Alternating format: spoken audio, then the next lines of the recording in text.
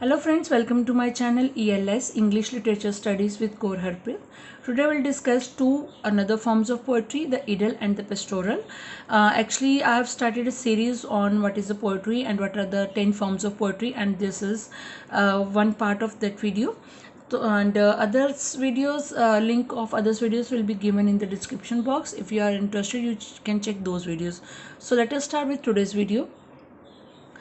The idyll and the pastoral, we can say, both have the same genetic root and both originate from the rural poems of Theocritus, who is a Greek poet, and from Virgil. Both this Theocritus and Virgil, we can say, establish model for the traditional pastoral, right? Firstly, we will talk about idyll, which means a little picture or a short poem of pastoral life or descriptive of rustic life. And the word was revived during the Renaissance when some poets employed it to distinguish narrative pastorals from those in dialogue. It is impossible to define the idyll. It is in British accent it is idyll, and in American accent it is idyll.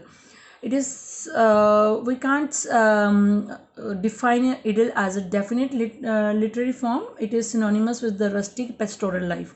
And talking about its origin may be traced back to the short poetical compositions written by Theocritus, who wrote small pictorial poems on different themes, right? And unlike Homer, he did not engage in heroes and warfare. He wrote about this, we can say, rustic life.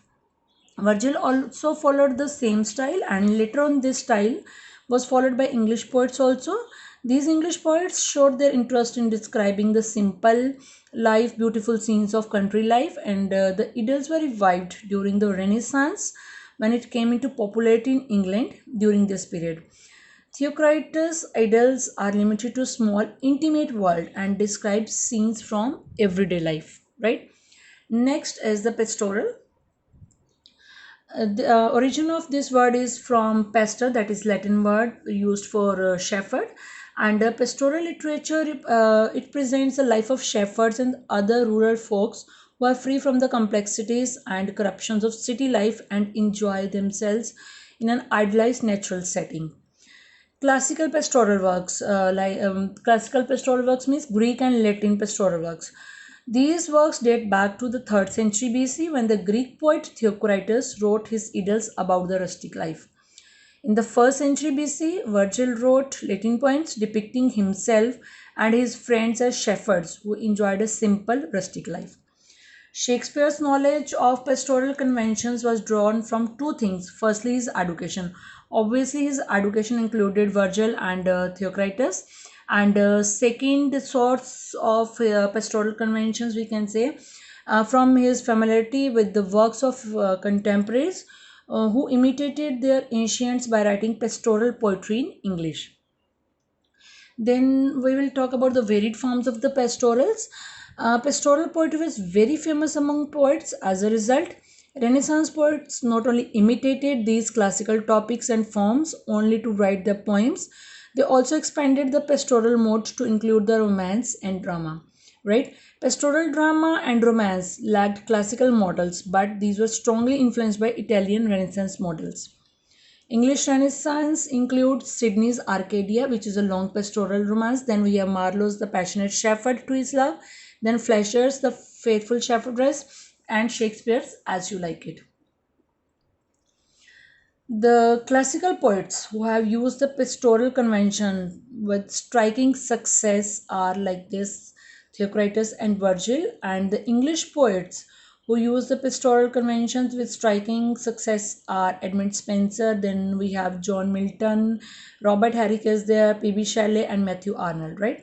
And the pastoral convention sometimes uses the device of a singing matches between two or more shepherds, or it often presents a poet and his friends in the disguise of shepherds and shepherdess. Themes, if we talk about themes, and the themes include notably love and death, right? No doubt there had been some examples of pastoral literature in the earlier 16th century in English poetry, but it is Edmund Spenser's Shepherdess Calendar which brought about a vogue for the pastoral. And later on, after that, we have Sidney, Robert Greene, then Christopher Marlowe, John Donne, Sir Walter Raleigh, and all the and Fletcher all wrote pastoral poetry, right? And later on, this was used by William Shakespeare's As You Like It, which is itself a pastoral play. Apart from Shakespeare playwrights who attempted pastoral drama, include John Lilly, then George Peele, then John Fletcher, Ben Jonson, right? And Shakespeare's pastoral comedy, As You Like It, we can say it contrasts the corruption of the court with the idealized forest of Arden, in which the banished Duke Senior and his followers live a decidedly cutly existence, right? But while As You Like It, it is a clearly pastoral in setting and themes, it transcends pastoral conventions. So, friends, this is all about my today's video. I hope you will like the content, and if you like it, please hit the like button, share, and subscribe my channel. And if you are new to my channel, please hit the bell button so that you can get notifications for my upcoming videos. Thanks a lot for watching.